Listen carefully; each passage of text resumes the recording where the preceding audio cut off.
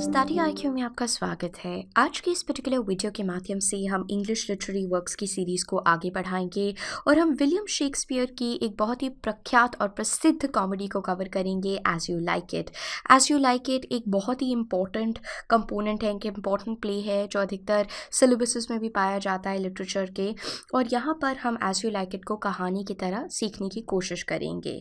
सबसे पहली चीज़ जो आपको याद रखनी है कि शेक्सपियर से पहले जो ड्रामेटिस्ट थे उनको हम यूनिवर्सिटी विट्स कहते थे।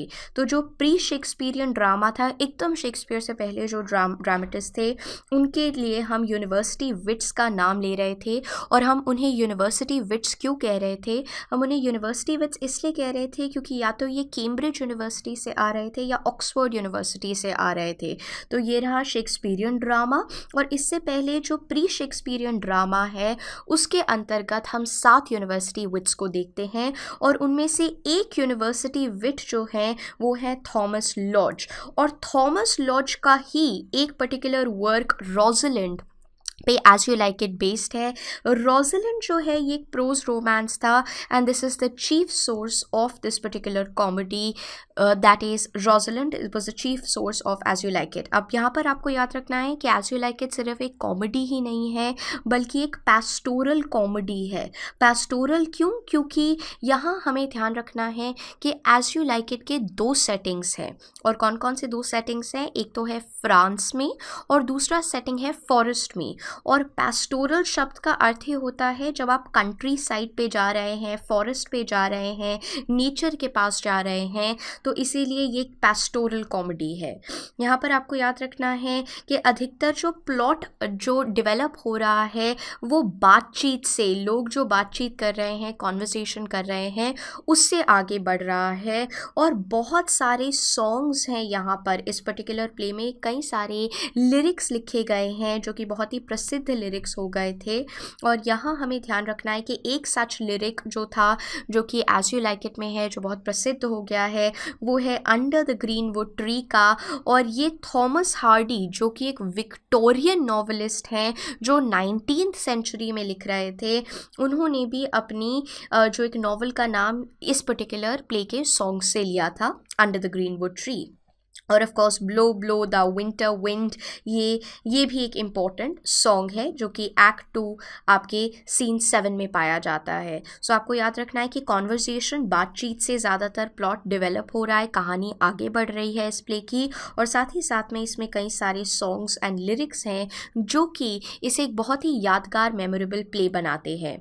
जैसा कि हम लोगों ने कहा था, ये एक पैस्टोरल कॉमेडी है, यानी कि अधिकतर इसका जो सेटिंग है, जो एक इम्पॉर्टेंट बैकड्रॉप है, सेटिंग है इस पर्टिकुलर प्ले की, वो ऑफ कोर्स फ्रांस तो है। स्टार्ट हम फ्रांस से करते हैं, लेकिन उसके बाद हम फॉरेस्ट में चले जाते हैं। और कौन से फॉरेस्ट में जा रहे हैं? हम फॉरेस्ट ऑफ आर्डन में जा रहे हैं, जहाँ पर अधिकतर पूरा का पूरा एक्शन डेवलप होता है, जिसकी वजह से इस पर्टिकुलर प्ले को हम पैस्टोरल कॉमेडी कह रहे हैं।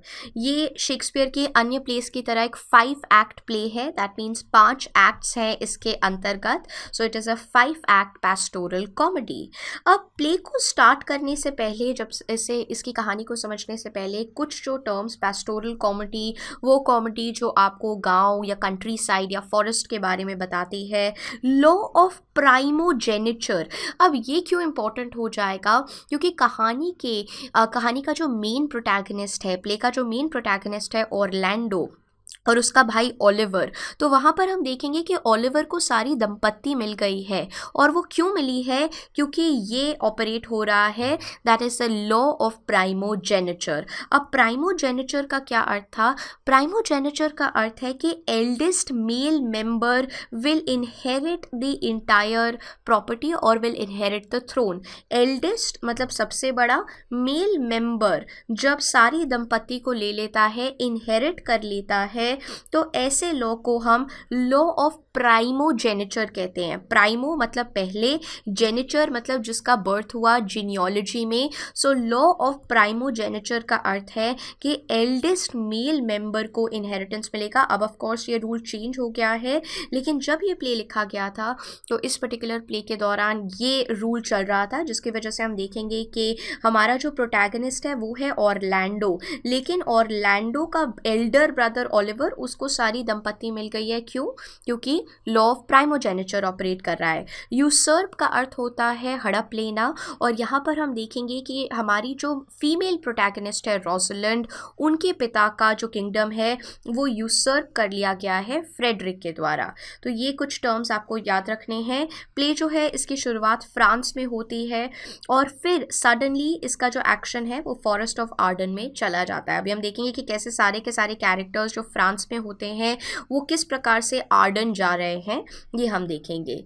मेल प्रोटैगनिस्ट कहानी का है ऑरलैंडो और फीमेल प्रोटैगनिस्ट है रोसलिंड। और रोसलिंड जब फॉरेस्ट में पहुंच जाती हैं तो वो अपने आप को डिस्गाइज कर लेती हैं, वो अपना होलिया बदल लेती हैं और वो बन जाती हैं गैनीमीड। वो एक लड़के का रूप धारण कर लेती हैं, वो गैनीमीड बन जाती हैं। Let's quickly know about Orlando's background.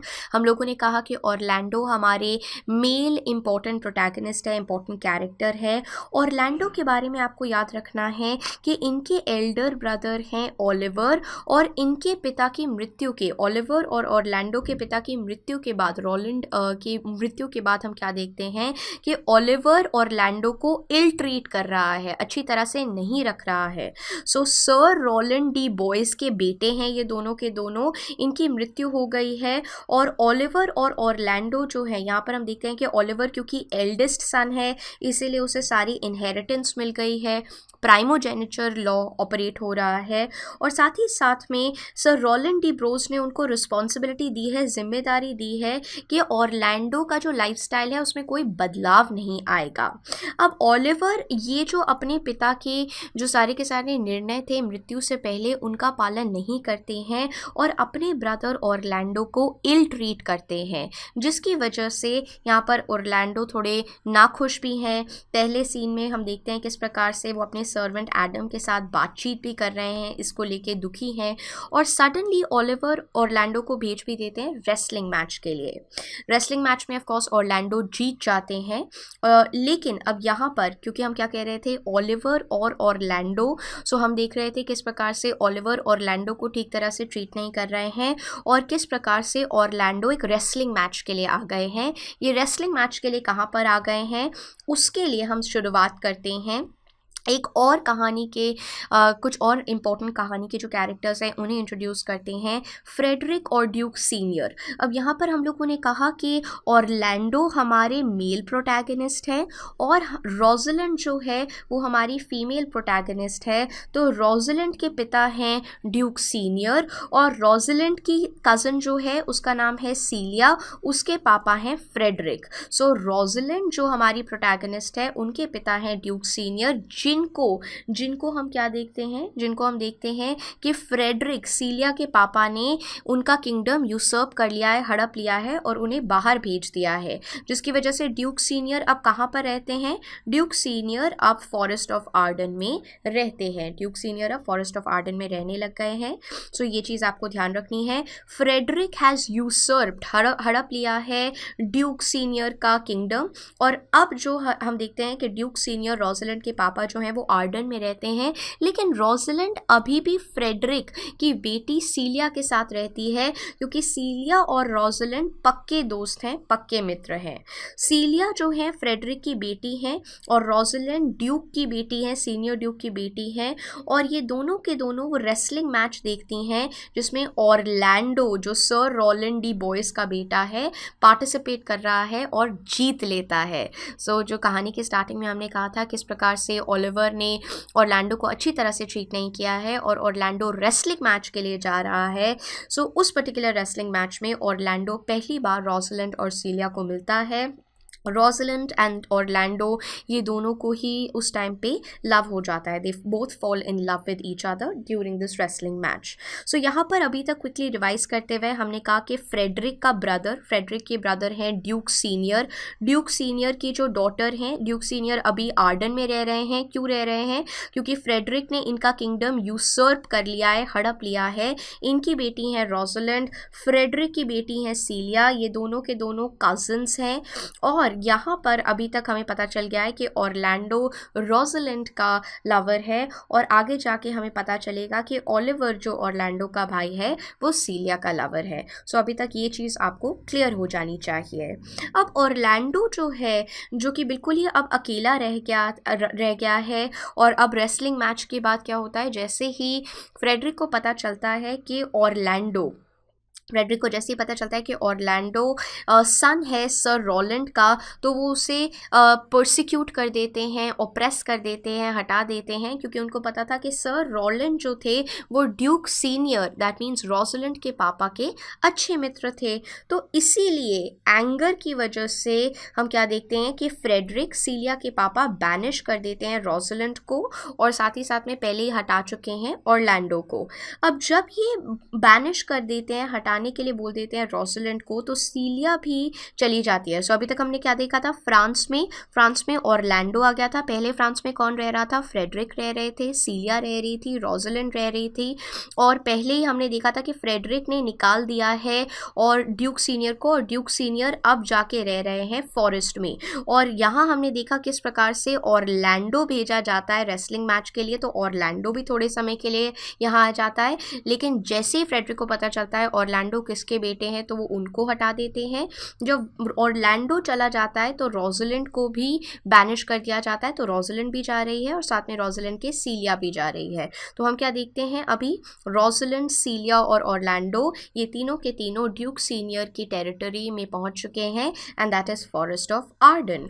अब रोजलिंड, सीलिया ये दोनों के दोनों अकेले नहीं जाते हैं, इनके साथ जाता है एक और इम्पॉर्टेंट कैरेक्टर हमारी कहानी का, जिसका नाम है टचस्टोन. और टचस्टोन के बारे में भी हमें कुछ चीज़ें डिटेल्स याद रखनी पड़ेंगी. सो रोजलिंड, सीलिया और टचस्टोन इकट्ठे होके जाते हैं, और ये पहुंच जाते हैं फॉरेस्ट ऑफ आर्डन में, फ्रांस को छोड़ के.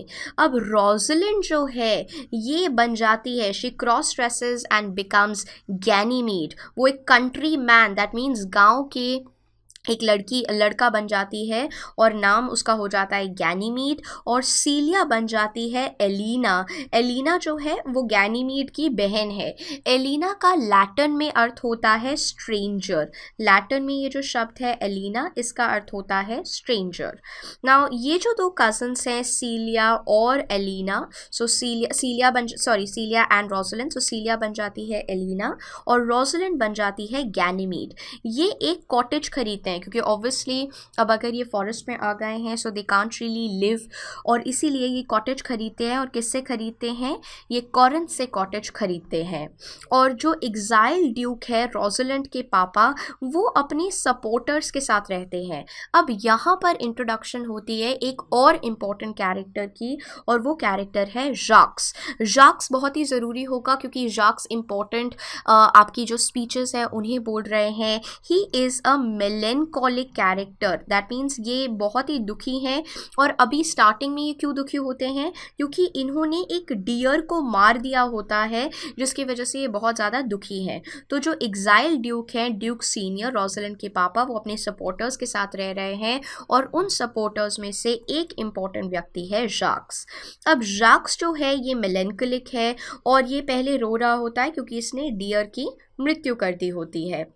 अब सीलिया और रोजलिंड फॉरेस्ट ऑफ आर्डन में रहते हैं, और वो मिलते हैं ऑरलैंडो से. उनका इनकाउंटर होता है ऑरलैंडो से. लेकिन यहाँ पर आपको याद रखना है कि सीलिया और रोजलिंड, ऑरलैंडो को नहीं पता है कि ये सीलिया और रोजलिंड है. ऑरलैंडो को लग रहा है कि रोजलिंड गैनीमीड है, और Celia is of course again disguised. So ये चीज़ आपको ध्यान रखनी है. गैनीमीड इनकरेजेस ऑरलैंडो कि वो एक्ट करें as if like there was presence of Rosalind. So अच्छी तरह से गैनीमीड ऑरलैंडो के साथ बातचीत करने की कोशिश करती है. ऑरलैंडो अपने सर्वेंट एडम के साथ होते हैं. और ये एक और इम्पॉर्टेंट कैरेक्टर है गाइड फीबी. फीबी जो है she falls in love with Ganymede, even though Ganymede बार बार उसे बिल्कुल भाव नहीं देती है, because Ganymede knows that she is actually Rosalind, तो इसीलिए वो भाव नहीं देती है, but Phoebe is actually in love with Ganymede. Touchstone जो है एक और subplot, he falls in love with Audrey जो कि एक शेपर्डेस है, और ऑड्रे काफ़ी पॉपुलर हैं और कवेटेड हैं, पर्टिकुलरली एक शेपर्ड विलियम द्वारा। टचस्टोन ऑफ कोर्स विलियम को वायलेंटली थ्रेटन कर देते हैं, जिसकी वजह से विलियम हटने की कोशिश करता है पिक्चर से। अब ओलिवर भी आ जाता है, ओलिवर ही एक कैरेक्टर था और साथ में फ्रेडरिक जो अभी तक फॉरेस्ट ऑफ आर्डन नहीं पहुंचे होते हैं। सो ओलिवर सडनली अब आ जाता है एंड ही ट्रांसफॉर्म्स, और ये क्यों ट्रांसफॉर्म करते हैं, क्योंकि ये भाग रहे होते हैं एक लायन से, और इस लायनस से जब ये भाग रहे होते हैं तो ऑरलैंडो ही इनका बचाव करता है। सो ओलिवर एक्चुअली आते हैं फॉरेस्ट टू किल ऑरलैंडो, लेकिन ऑरलैंडो उन्हें सेव कर देते हैं when the lioness is trying to hunt Oliver, और इसीलिए ओलिवर के मन के अंदर एक बदलाव आ जाता है, परिवर्तन आ जाता है। Oliver falls in love with Celia, or Oliver is falling in love with Celia. Celia is of course Elena right now because वो disguise हो चुकी हैं Ganymede की बहन की तरह, and their wedding is arranged for the next day. Ganymede जो है she undertakes to Orlando, she tells Orlando कि she will make sure by magic कि Rosalind भी आए and they will also get married on the same day. So double nuptials, that means दो marriages होती हैं, और यहाँ पर हमें याद रखना है कि सीलिया और रोजलिंड बताते हैं कि वो डिस्गाइज्ड थी as these characters. Rosalind promise करती है, promises to marry Orlando and also make sure कि फीबी जो कि गैनीमीड को पसंद कर रही थी वो मैरी कर लें सिल्वियस को। So there are all these nuptials that are taking place. अब यहाँ पर हमें ध्यान रखना है कि फ्रेडरिक ही एकमात्र कैरेक्टर था जो अभी भी फ्रांस में ही था और फॉरेस्ट ऑफ आर्डन में नहीं आया है। सडनली पता चला है, न्यूज़ आती है कि फ्रेडरिक भी जो हैं उन्होंने उनके अंदर भी एक रेफॉर्मेशन आ गई है, बदलाव आ गया है, क्योंकि एक ओल्ड रिलीजियस मैन है, उन्होंने इनके अंदर एक बदलाव लेके आ गए हैं। इसकी वजह से क्या हो रहा है, ओल्ड रिलीजियस मैन ने उन्हें कन्विंस कर दिया है कि तुम्हें अपना you need to make sure that आप वापस लेके आ रहे हैं ड्यूक सीनियर को, who is a rightful king. So Frederick also changes, Oliver change कर गया और यहाँ पर फ्रेडरिक भी चेंज कर गया है। So Frederick restores Duke Senior to the throne, अब ड्यूक सीनियर दोबारा से ड्यूक बन गए हैं। अब जाक्स जो है जाक्स इज ऑल्सो द कैरेक्टर जो कि बहुत ही मेलेंकलिक था, मैल कॉन्टेंट था, ही इज इन्वाइटेड, लेकिन जैक्स डिसाइड्स कि नहीं, वो अभी भी मेलेंकलिक आइसोलेशन में ही रहेंगे, वो दूसरे लोगों के साथ नहीं जाएंगे। So that's how the play ends. We have Rosalind Orlando as a pair and Celia and Oliver as a pair. So हम लोगों ने यहाँ पर देखा ओलिवर का कैरेक्टर, ऑरलैंडो का character, they are brothers. Jaques is a character who is a supporter of Duke Senior और Duke Senior के साथ रह रहे हैं। Rosalind and Celia, they are both cousins, Duke Senior and Duke Frederick, they are also there. Adam faithful servant है Orlando का। Touchstone is the clown or the fool. Jax is the malcontent या melancholic character. And Corinth and Phoebe हो गए, या when we are talking about Audrey, all these are shepherds and shepherdesses. A major theme जो है यहाँ पर we have city versus country life. City versus country life ये हमेशा pastoral का थीम रहता है कि आप contrast develop करना चाहते हैं, और यहाँ पर आप बताना चाह रहे हैं कि सारी चीज़ें कंट्री साइड में अच्छी नहीं हैं, कुछ चीज़ें हैं जो कि चिंताजनक भी है। सो सिटी और कंट्री लाइफ, शहर की दुनिया और गांव की दुनिया को कॉन्ट्रास्ट किया गया है। Some of the very famous lines that are there in this play, can one desire too much of a good thing, all the world's stage, जिसे हम आगे जाके दोबारा देखेंगे। True is it that we have seen better days, ये काफ़ी famous lines हैं इस पर्टिकुलर प्ले की। ये भी बहुत फेमस लाइन है, beauty provoketh thieves sooner than gold. Beauty जो है that is gonna be provoking thieves sooner than gold. Love is merely a madness, Rosalind कहती है ये, All the world's a stage and all the men and women merely players. They have their exits and entrances. Again, very famous lines जो कि आपका Seven Ages का starting line है. The fool doth think he is wise. Fool को लगता है कि वो wise है, but the wise man knows himself to be a fool. ये टचस्टोन द्वारा बोली जाती हैं Act 5 Scene 1 में, लेकिन these are also very famous line कि एक बेवकूफ़ इंसान को तो लगता है कि वो बहुत ही अक्लमंद है, लेकिन एक अक्लमंद इंसान को हमेशा पता है दैट ही इज़ अ फूल. यहाँ पर हम लोगों ने एज यू लाइक इट की समरी, इंपॉर्टेंट पॉइंटर्स और साथ में इंपॉर्टेंट कोटेशंस को देखा. अगर आपको कोई भी डाउट है इस पर्टिकुलर वीडियो में तो आप उसे कमेंट सेक्शन में मेंशन कर सकते हैं. आप मुझसे इंस्टाग्राम पे नीरजा रहेजा के नाम से जुड़ सकते हैं और इस पर्टिकुलर वीडियो की एक चीट शीट भी ले सकते हैं जिसके थ्रू आप quickly as you like it की समरी को रिवाइज कर सकें.